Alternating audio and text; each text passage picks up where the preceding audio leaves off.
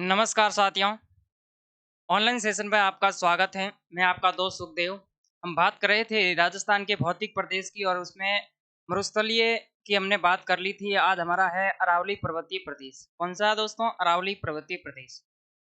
तो सभी सेशन के साथ जुड़ जाइए, हम चलते हैं सेशन की ओर। तो सबसे पहले हमारा हेडिंग है अरावली पर्वतीय प्रदेश। अरावली पर्वतीय प्रदेश और अरावली पर्वतीय प्रदेश की अगर बात करें तो इसकी उत्पत्ति की सबसे पहले बात करते हैं। तो उत्पत्ति होती है गोंडवाना लैंड, जो कि हमने पढ़ा था उत्पत्ति के संदर्भ में। गोंडवाना, ये गोंडवाना लैंड का तो भाग है दोस्तों। और मरुस्थल किसका भाग है? तैतीस सागर का भाग है, वो आता है। और नेक्स्ट अगर बात करें तो ये प्री कैम्ब्रियन काल के समय का है। प्री कैम्ब्रियन काल, जिसकी उत्पत्ति है वो 6000 वर्ष पहले, यानी 6 के पहले पहले है वो इसकी उत्पत्ति होती है। अब बात करते हैं, सबसे पहले हमने मरुस्थल का तो ये भाग वो पार्ट पढ़ लिया था। अब हम मरुस्थल अरावली पर्वतीय प्रदेश की बात करें तो ये है हमारा अरावली पर्वतीय प्रदेश। तो इसकी हम चर्चा करेंगे। तो वर्गीकरण तो हम सबसे पहले बाद में पढ़ेंगे। सबसे पहले पढ़ेंगे कि इसका क्षेत्रफल है वो क्या आता है। तो इसका क्षेत्रफल आता है 9%। कितना आता है क्षेत्रफल? 9% है वो इसका क्षेत्रफल आता है। और नेक्स्ट हम बात करेंगे, यहाँ पर जनसंख्या निवास करती है 10%। कितनी करती है दोस्तों? जनसंख्या निवास करती है 10% जनसंख्या निवास करती है। और नेक्स्ट आता है हमारा जिले कितने आते हैं। तो इसमें 7 जिले आते हैं। जिलों की अगर बात करें तो इसमें दोस्तों 7 जिले आते हैं, 7 जिले आते हैं। और गौण की अगर बात करें तो यहाँ 13 जिलों में है वो अरावली फैली हुई। 13 जिलों में है वो अरावली फैली हुई है। 13 जिलों में ये अरावली फैली हुई है। तो ये तो आपको क्लियर हो गया होगा कि इसकी उत्पत्ति है वो अवशेष तो गोंडवाना लैंड का है और प्री कैम्ब्रियन काल में इसकी उत्पत्ति होती है। और नेक्स्ट अगर बात करें तो अरावली है वो एक नाम आता है अल्पेशिया, अल्पेशिया पर्वत। और ये कहाँ पर है? ये है यूएसए में। कहाँ पर है दोस्तों? यूएसए में। और ये अरावली कहते हैं कि इसके समकालीन है। यूएसए अल्पेशिया पर्वत है यूएसए में, इसके समकालीन है वो अरावली आती है। और ये क्षेत्रफल है वो 9% इसका क्षेत्रफल आता है। जनसंख्या इस पे 10% निवास करती है और ये 7 जिलों में है वो फैला हुआ है। नेक्स्ट हम बात करेंगे अरावली की कौन कौन सी है वो विशेषता आती है। तो ये एक वलित पर्वत के रूप में आता है। सबसे पहले इसकी विशेषता आती है, ये एक वलित पर्वत है, वलित पर्वत है। और एक सिद्धांत, जब अब वर्ल्ड जियोग्राफी पढ़ेंगे तो एक सिद्धांत आता है प्लेट विवर्तनी का सिद्धांत, प्लेट विवर्तनिक का सिद्धांत। और इसमें जो भी प्लेट विवर्तनी के सिद्धांत में है वो, जैसे दो ये प्लेटें होती हैं और इनसे जो नदियां निकलती हैं और नदियों के साथ अवसाद आता है और अवसाद यहाँ पे जमा होता है और धीरे धीरे ये जो प्लेट हैं धीरे धीरे आपस में टकराने के स्वरूप में आती हैं। तो यहाँ वलय है वो उत्पन्न होते हैं, वलय होते हैं। और इसी को हम कहते हैं वलित पर्वत। और अरावली है वो एक वलित पर्वत का भाग है। आई होप ये चीजें आपको समझ में आ गई होगी। और प्लेट विवर्तनी का सिद्धांत है, हरिहंसनी नदियां है वो वर्ल्ड ज्योग्राफी में पढ़ते हैं, यहाँ ज्यादा हम डिटेल में नहीं जाएंगे। और नेक्स्ट बात करते हैं सेकंड नंबर, 2 नंबर अरावली है वो, अरावली में वर्षा है वो 50 से 80 सेमी होती हैं, 80 सेमी होती हैं। और नेक्स्ट अगर बात करें तो ये अरावली वर्षा को 2 भागों में बांटती है, वर्षा को 2 भागों में बांटती हैं। वो कैसे दोस्तों? वो मैंने आपको बताया था पीछे भी। जैसे ये अपना राजस्थान है और यहाँ पे अरावली है, तो ये भाग 50 सेमी से कम वर्षा वाला है। और नेक्स्ट अगर बात करें तो ये 50 सेमी से अधिक वर्षा वाला स्थान आता है। और यहाँ पर एक चीज ध्यान में रखें कि ये रेखा है वो 50 सेमी सम वर्षा रेखा है। एक वर्षा रेखा आती है सम 40 सेमी सम वर्षा रेखा। ये तो राजस्थान को 2 भागों में बांटती है। और 50 सेमी वर्षा रेखा है वो राजस्थान में होने वाली वर्षा को 2 भागों में बांटती है। ये चीज क्लियर हो जानी चाहिए।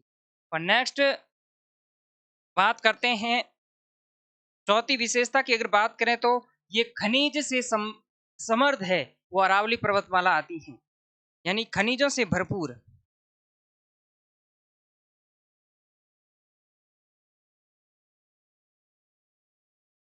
खनिजों से भरपूर का मतलब है कि यहाँ पर राजस्थान में जो भी खनिज है वो अरावली क्षेत्र में ही पाए जाते हैं।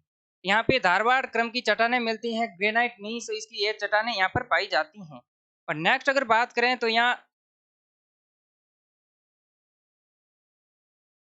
अधिकांश जनजाति है वो अधिकांश जनजाति अरावली क्षेत्र में है वो निवास करती है। अधिकांश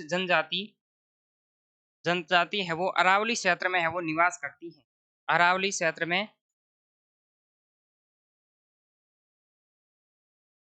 निवास निवास है वो करती हैं। एक सहरिया और सांसी को छोड़ के सारी की सारी जो जनजाति आती हैं वो सारी की सारी है वो अरावली पर्वतीय प्रदेश में निवास करती हैं। एक तो आती हैं सहरिया, भरतपुर, और एक आती हैं सांसी, ये आती हैं बारह। इन दोनों अरावली जनजातियों को छोड़ के जो भी शेष जनजाति रहती हैं वो है वो अरावली पर्वतीय प्रदेश पर है वो निवास करती हैं। और नेक्स्ट हम बात करेंगे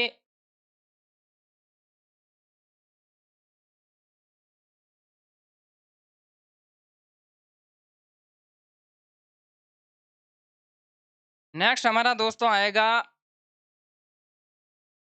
वन एवं वन्य जीव से समर्थ, जीव से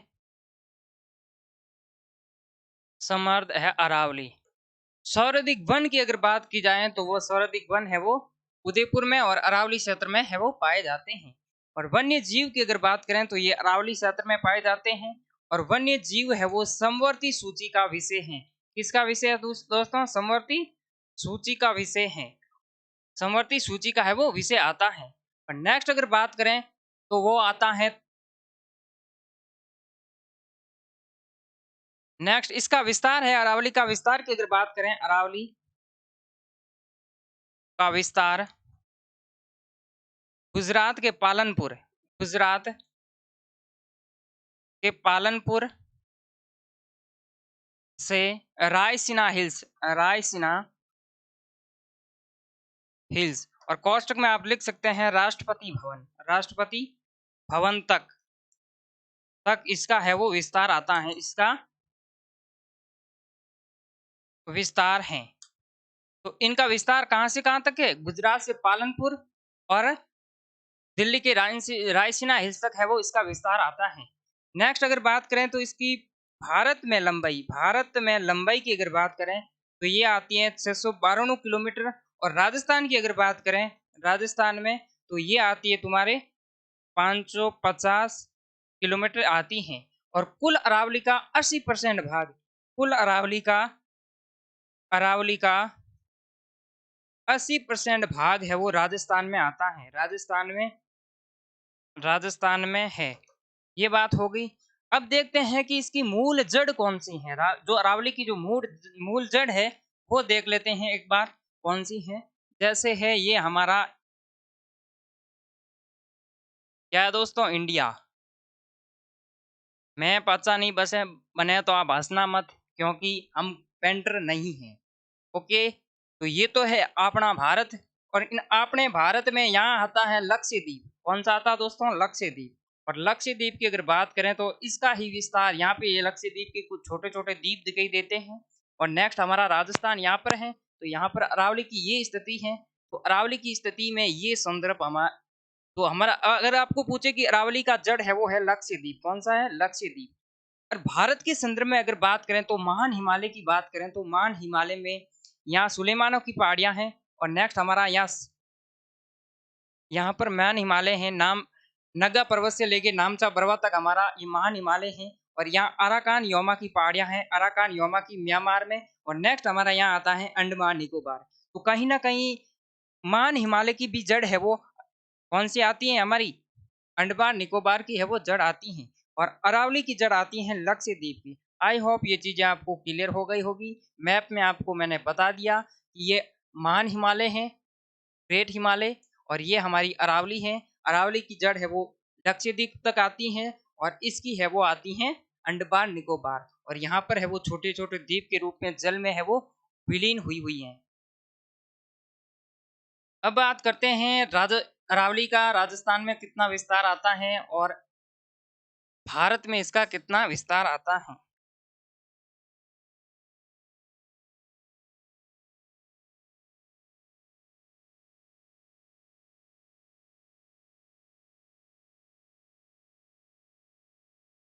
राजस्थान,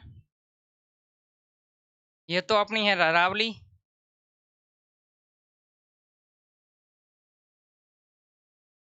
यहाँ पर आता है दोस्तों पालनपुर गुजरात। कौन सा आता है, स्थान कौन सा आता है, पालनपुर गुजरात। पालनपुर गुजरात, पालनपुर गुजरात से लेके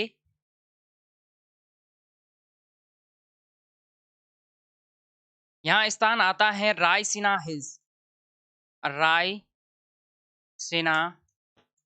हिल्स, और ये है दिल्ली में। कहाँ है, दिल्ली में।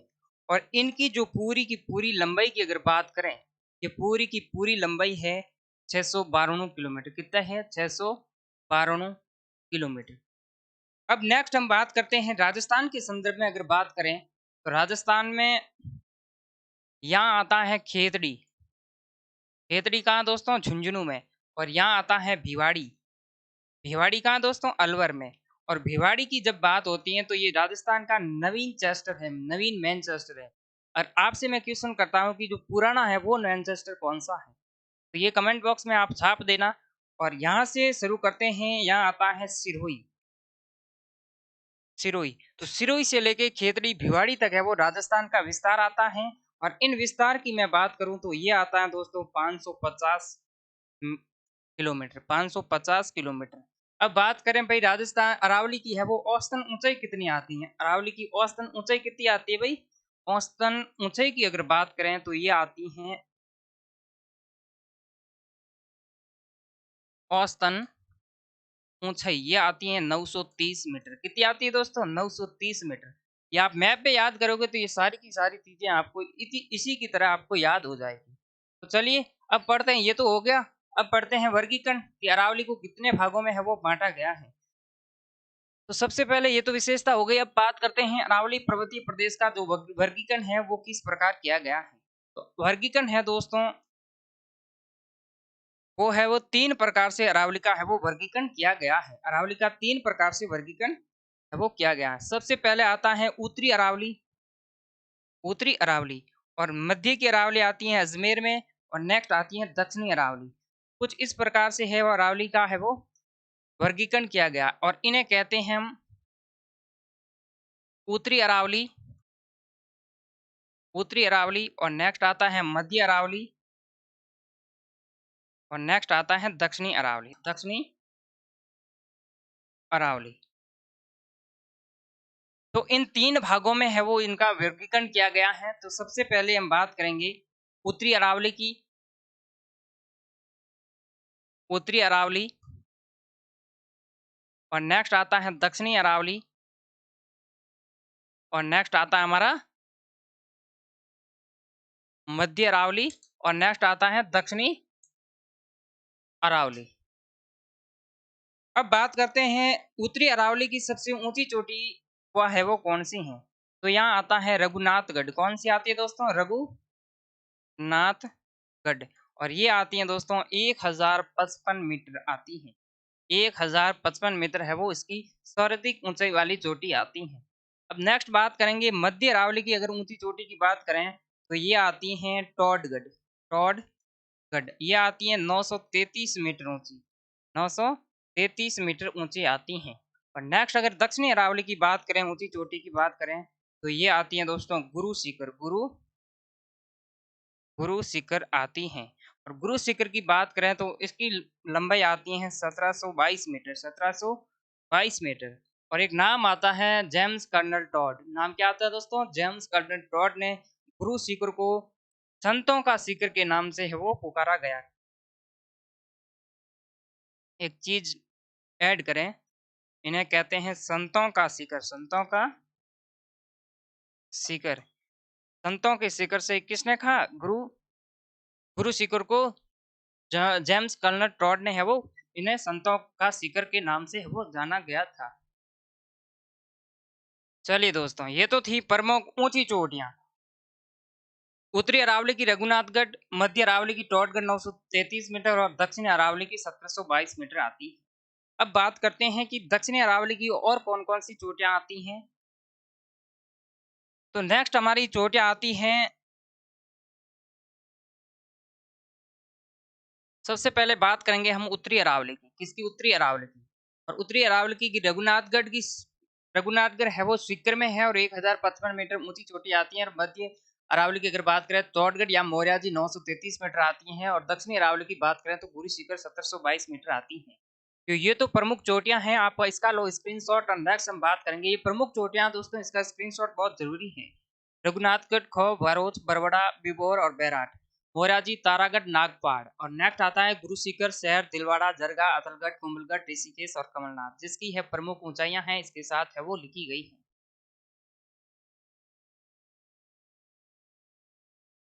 नेक्स्ट हम बात करेंगे कुछ शब्दावली की। हम बात करेंगे कि गिरवा क्या होता है, देशहरो क्या होता है, जरगा क्या होता है और मेवल क्या होता है।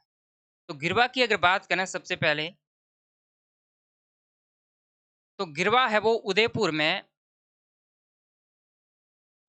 में वो तस्तरी नुमा पहाड़ियां हैं या उच्च ढलान, तस्तरी नुमा या उच्च ढलान की जो पहाड़ियां आती हैं, तस्तरी नुमा पहाड़ियां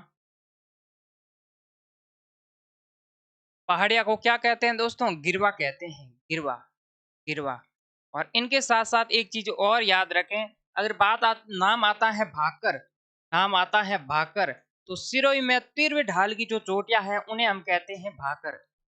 जो सिरोही में तिरवे ढाल की चोटियां हैं, जो खड़ी चोटियां हैं, उन्हें हम क्या कहेंगे दोस्तों? भाकर। तो ये चीज इनके संदर्भ में आप याद रखें। और नेक्स्ट आता है देशहरो। देशहरो की अगर बात करें तो उदयपुर की पहाड़ियां हैं।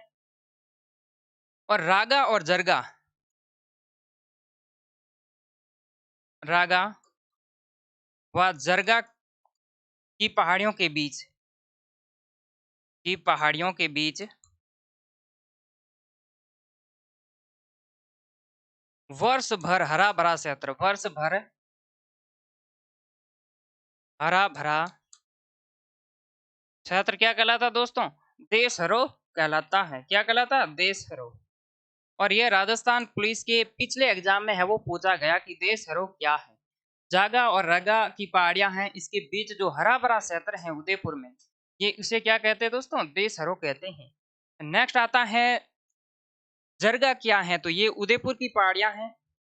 उदयपुर, और इन्हें तो नाम ही आपको पता है, जरगा की पहाड़ियों के नाम से वो जाना जाता है। और यही पहाड़ियां हैं, इनके बीच का क्षेत्र है वो हरा भरा, इन्हें ही हम देशहरों के रूप में जानते हैं। और मेवल की अगर बात करें, मेवल की बात करें तो ये डूंगरपुर,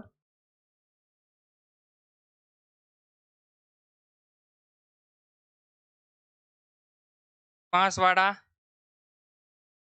और उदयपुर के बीच की जो पहाड़ियां हैं, इन्हें क्या कहते हैं? मेवल की पहाड़ियां। मेवल की पहाड़ियां के रूप में जानते हैं। एक नाम आता है काकनवाड़ी का पठार। काकनवाड़ी का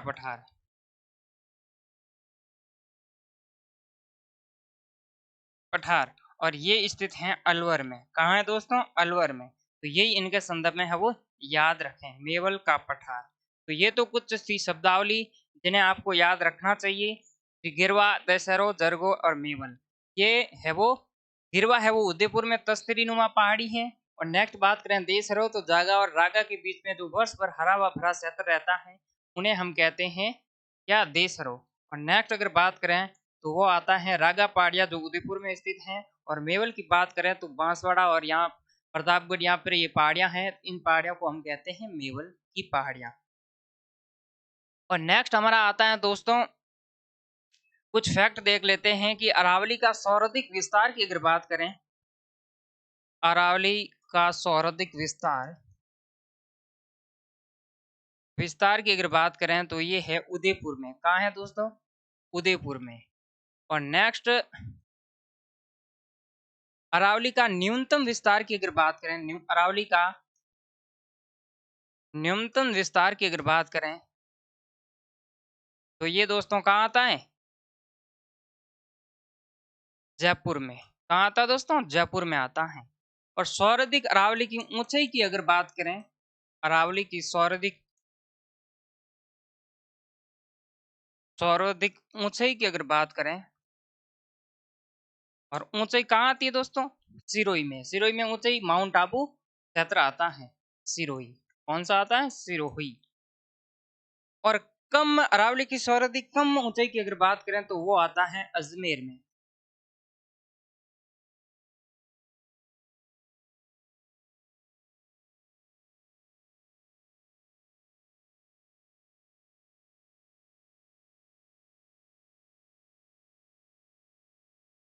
अजमेर में है वो आती हैं। तो ये तो हो गया फैक्ट, इसका लो स्क्रीनशॉट। तो सबसे पहले अरावली की सर्वाधिक विस्तार उदयपुर में आता है, अरावली का सर्वाधिक विस्तार आता है वो अजमेर में आता है। मैंने उल्टा लिख दिया क्या? अजमेर में आता है। नेक्स्ट अरावली की सर्वाधिक ऊंचाई सिरोही में आती है। और नेक्स्ट अगर बात करें तो सर्वाधिक कम ऊंचाई आती है वो आती है अजमेर में। कहाँ आती है दोस्तों? सॉरी, जयपुर में आती हैं। जयपुर है वो जयपुर में आती हैं। तो ये अरावली के सर्वाधिक कम और ये इंपोर्टेंट अरावली के संदर्भ में है वो फैक्ट है वो याद रखें। अब नेक्स्ट हमारा आएगा, नेक्स्ट की अगर बात करें तो वो आएगा पूर्वी मैदानी प्रदेश। कौन सा आएगा दोस्तों? पूर्वी मैदानी प्रदेश। तो आज की वीडियो में बस इतना ही। इन पूर्वी मैदानी प्रदेश की हम बात करेंगे अगले वीडियो में। तब तक के लिए धन्यवाद। देखते रहिए, स्वस्थ रहिए, पढ़ते रहिए। धन्यवाद।